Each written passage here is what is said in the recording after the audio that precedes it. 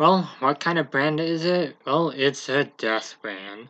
So welcome back everyone. Yep, that is of course right. I am of course reviewing Deathbrand as today's quest review. So of course this one you can of course get at level 36 if you have the Dragonborn DLC installed. And so what is this quest about? How good is it? And does it really help with anything? Now this quest is pretty much about an ancient treasure called Deathbrand. Well, it's about a little book called that. And of course, you get this armor called Deathbrand armor, which is actually pretty useful. You also get these two swords. So, honestly, it's not a too difficult quest to start. You just gotta read a book, search for some treasure, then go clear a dungeon. That's pretty much it.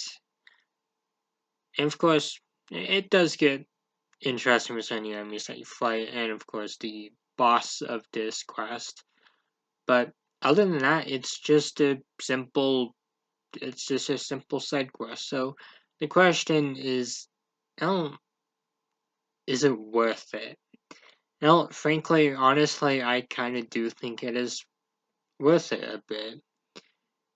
It's not the best quest, and honestly, it's probably one of the more forgettable ones. But the armor that it does give you is pretty nice and useful. That is if you are doing light armor. If you're doing heavy armor, well, you kind of screwed out of it. Anyways.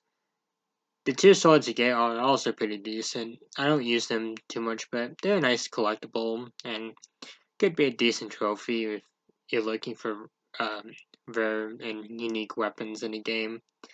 As for whether or not it helps with trophies, I don't think it helps with the sideways achievement, but I do know it would help with the Souls Time exploit and potentially probably helps with Delver where you have to clear out 50 dungeons.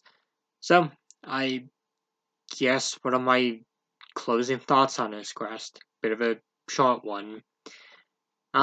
Honestly, aside from it being a bit forgettable, it is actually pretty decent. You know, little fun story that the quest tells and kind of brings more life into the game. I personally recommend it if you're going for full completion of this game, as it's a somewhat interesting quest and one I definitely would recommend anyone at least try once. But other than that, I don't really have anything to say about this one. It's just kind of dead. So of course, until then, goodbye, and I will of course be back with another quest review in about a week or so.